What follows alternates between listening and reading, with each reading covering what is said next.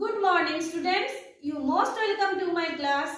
आज हम क्लास शुरू करने से पहले आप लोगों को बता दें कि आप जो इस चैनल को पहली बार देख रहे हैं, आप उस चैनल को सब्सक्राइब कर लीजिए और अपने फ्रेंड को भी शेयर कीजिए और उन्हें भी कहिए सब्सक्राइब करने के लिए, ताकि मेरे जो और भी सब्जेक्ट से रिलेटेड टॉपिक है उनको भी मिल जाए। तो today's our topic is transition element means D block element. तो चलिए अब हम अपना पढ़ाई शुरू करते हैं। Transition element, D block element. तो डी ब्लॉक एलिमेंट हमारे पीरियोडिक टेबल में कहाँ पर है, सबसे पहले हम उसका पोजीशन को देख लेते हैं, उसके बाद हम उसके बारे में आपको डेफिनेशन बताएंगे।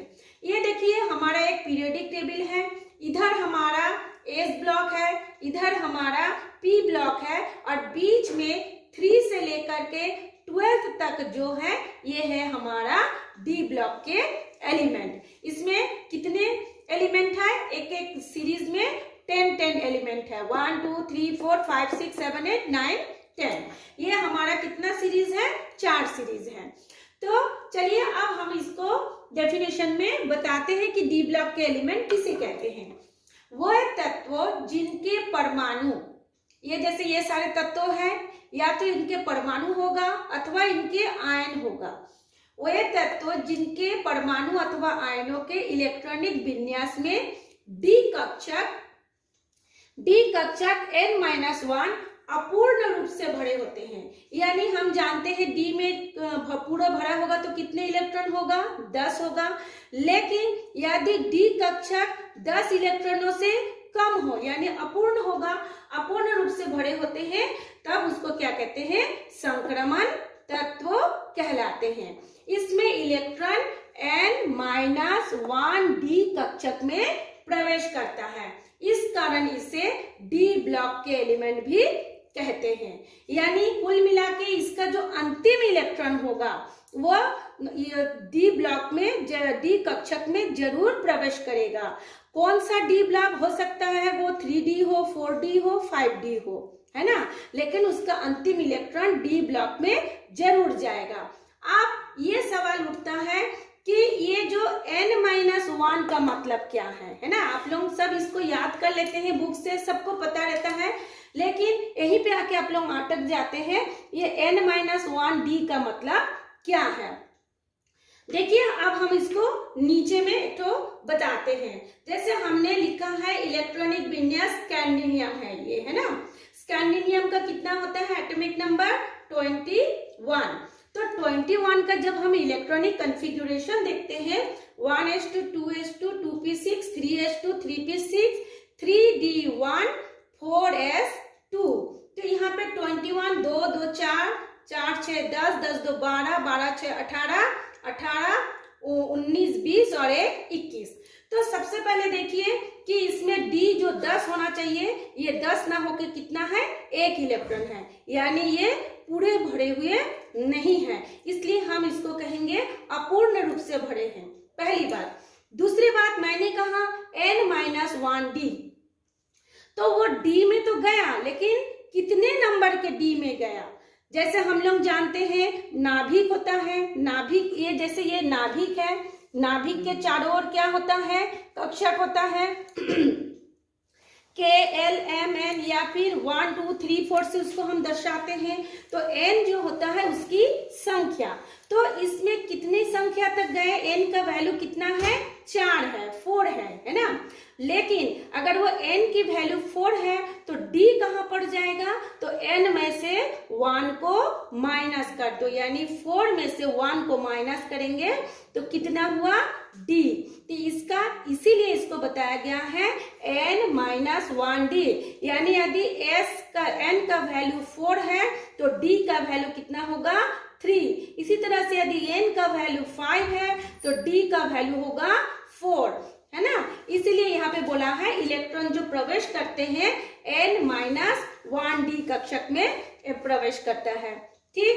अच्छा, इसके बाद ये हम दूसरा एग्जाम्पल हम लोग देखते हैं। ये तो स्कैंडिनियम का 21 था, जिंक का है 30 का भी यदि हम इसका इलेक्ट्रॉनिक कॉन्फ़िगरेशन देखते हैं 1s2 2s2 2p6 3s2 3p6 3d10 4s1 ऐसे होता है। लेकिन मैंने अभी अभी बताया है कि जो डी कक्षक होते हैं वो अपूर्ण रूप से भरे हुए होते हैं। लेकिन इसमें देखिए ये जो 3D10 है ये भी तो डी ब्लॉक के एलिमेंट है लेकिन इसमें 3D क्या होता है, 10 होता है, और 4s भी 1 होता है।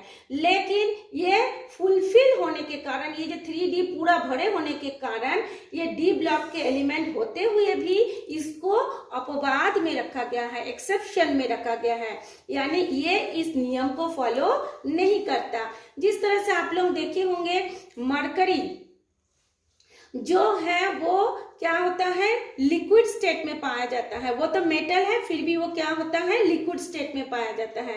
कुछ कुछ जो होता है अपवाद हो जाता है, मतलब उस नियम को वो फॉलो तो करता है लेकिन पूरी तरह से फॉलो नहीं करता। और जब ये आयन बनता है, ये जिंक जब ये आयन बनता है या फिर जब उसको उत्तेजित अवस्था में होता है उस समय क्या होता है, ये डी का एक इलेक्ट्रॉन, जैसे ये 10 है, 10 में से एक इलेक्ट्रॉन किसमें आ जाता है, 4s2 में आ जाता है, और यहाँ पे डी फिर क्या हो जाता है, 9 इलेक्ट्रॉन होता है, अपूर्ण होता है। इसीलिए जिंक को डी ब्लॉक में भी रखा गया है लेकिन ये अपवाद में भी रखा गया है, दोनों ही कारणों से। ठीक, तो ये था। अब फिर मैं वही बोलूंगी n-1 डी का मतलब n का वैल्यू 4 है तो डी का वैल्यू क्या होगा, n के जगह में हम 4 लिखेंगे, 4 में से 1 को माइनस करेंगे फिर ये 3D आएगा। इसमें से ये जो जिंक है उसका एटॉमिक नंबर 30, कैडमियम है 48, मरकरी है 80, ये सब क्या होता है, इसका डी ऑर्बिटल पूर्ण रूप से भरे होते हैं, फुल फिल होता है या फिर क्या होता है, हाफ फिल होता है। दोनों ही स्थिति में यदि फुल फिल हो या हाफ फिल हो तो संक्रमण तत्व नहीं माना जाता उसको संक्रमण तत्व नहीं माना जाता। तो ये इसका इस हिसाब से इसका डेफिनेशन फिर से मैं बता रही हूँ, वे तत्व जिनकी परमाणु अथवा आयनों के इलेक्ट्रॉन विन्यास में डी कक्षक अपूर्ण रूप से भरे होते हैं संक्रमण तत्व कहलाते हैं। इसमें इलेक्ट्रॉन n-1 डी कक्षक में एंटर करता है, इस कारण इसे डी ब्लॉक के एलिमेंट कहा जाता है। पीरियोडिक टेबल में यह 3rd ग्रुप से 12th ग्रुप तक, ग्रुप किसको बोलेंगे, ऊपर से नीचे होता है ना, 12th ग्रुप तक आता है। अब चलिए अब हम इसको डिवाइड करते हैं। ये जो डी ब्लॉक के एलिमेंट है उसको 4 सीरीज में डिवाइड किया गया है, 4 सीरीज में डिवाइड किया गया है, 1 2 3 4, यानी 4th 5th 6th 7th है ना। हम लोग जैसे पीरियड में जाते हैं, क्या है पीरियड में 7th पीरियड होते हैं, लेफ्ट टू राइट जाएंगे 7th पीरियड होता है, लेकिन उस 7th पीरियड के 4th 5th और 6th और 7th पीरियड जो होता है ये सीरीज में आते हैं, डी ब्लॉक के सीरीज में डिवाइड किया गया है।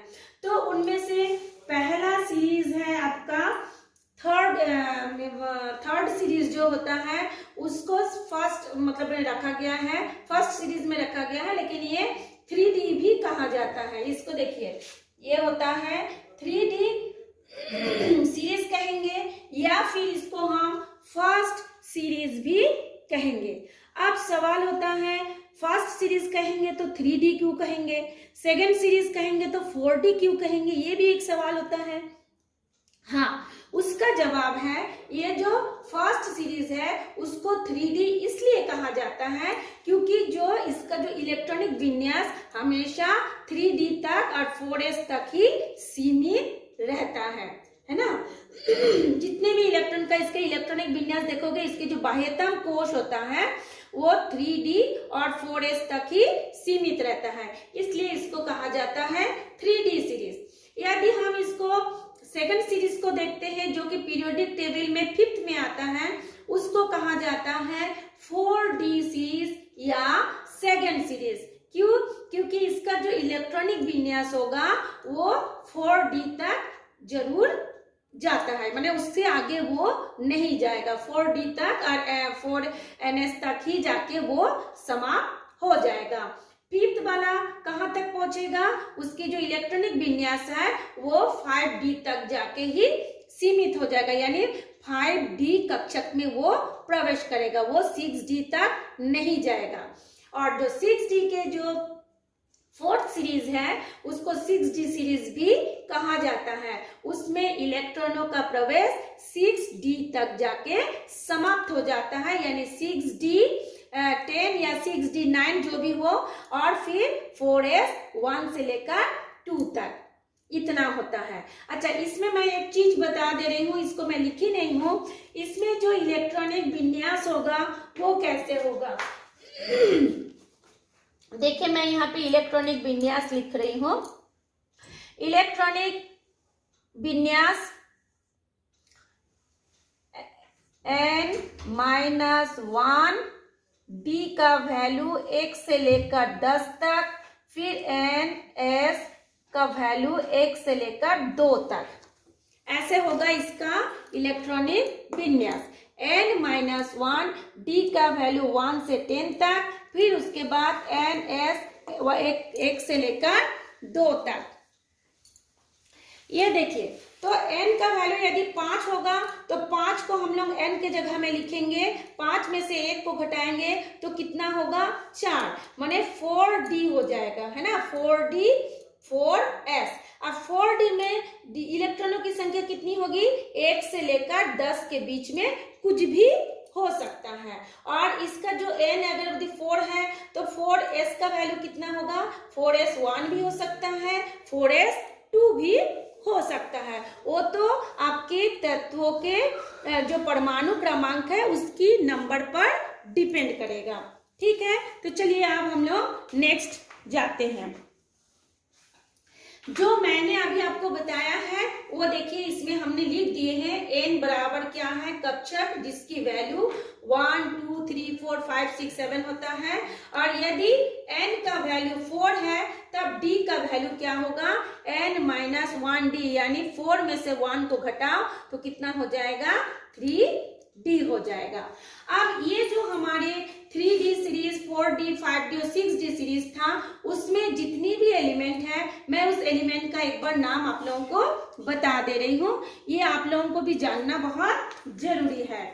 सबसे पहला है scandium, titanium, vanadium, chromium, manganese, ferrous, cobalt, nickel, copper, zinc. इसको आप लोग कैसे याद रखोगे, science teacher very cruel, cruel से chromium, science teacher very cruel, मांगे फिर नया, मांगे फिर copy 9, copper, zinc. Science teacher very cruel, मांगे फिर कॉपी 9, कॉपर, जिंक। मतलब ऐसे मत समझिएगा कि साइंस टीचर हर कोई ऐसे ही होते हैं, ये तो बस एक श्लोक हमने बनाया है याद करने के लिए। सब साइंस टीचर बहुत अच्छे होते हैं। अच्छा, उसके बाद देखिए yttrium, zirconium, niobium, molybdenum, technetium, ruthenium, palladium, silver, cadmium. उसका हम लोग क्या बोलेंगे, वाई से हो गया इट्रियम। इट्रियम तो उससे क्या बोलेंगे, यारी जरा यहाँ मत रुक, रुकावट ना पड़े, आगे कदम बढ़ा, आगे एजी से, आगे सीडी से कदम बढ़ा। उसी तरह से आपका जो 6th जो है पीरियड है उसके, जिसको हम लोग 3rd सीरीज या 5d सीरीज बोलते हैं, वो लैंथेनम से शुरू कर करके आपका मरकरी तक होता है ना। तो लैंथेनम होता है 57, उसके बाद देखिए सीधा आ गया 72। तो 57 के बाद जितनी भी 14 एलिमेंट होगा वो चला जाएगा आपको एफ ब्लॉक में चला जाएगा, है ना, जिसका संख्या कितना होगा, 14 एलिमेंट होगी।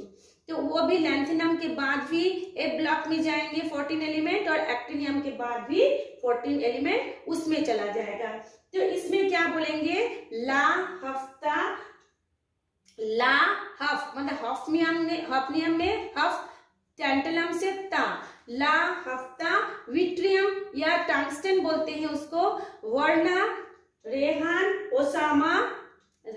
ओसामा इरफान, पीटेगा और मारेगा, या मरकरी है ना, मरकरी एजी को क्या बोलते हैं, मरकरी, पीटेगा और मारेगा। ऐसे करके आप लोग श्लोक अपने से भी बना करके याद कर सकते हैं।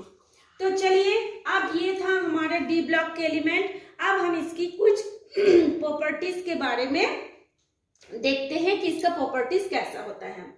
सबसे पहला प्रॉपर्टीज हो गया कि ये जो होगा हमेशा n-1d में ही इलेक्ट्रॉन प्रवेश करता है। पहला प्रॉपर्टीज इलेक्ट्रॉनिक कॉन्फ़िगरेशन में देखिए मैंने लिखा है, इसका लिखिए है, देखो कैरेक्टरिस्टिक्स। तो सबसे पहला प्रॉपर्टीज होता है इलेक्ट्रॉनिक कॉन्फ़िगरेशन, जिसमें इलेक्ट्रॉन का जो बाह्यतम कोश होगा वो n-1 d to the power 1-10 ns to the power 1-2 कक्षक में ही इलेक्ट्रॉन प्रवेश करेगा, पहला। दूसरा हो गया इसका मेटेलिक प्रॉपर्टीज। मेटेलिक प्रॉपर्टीज देखिए हम लिखते हैं,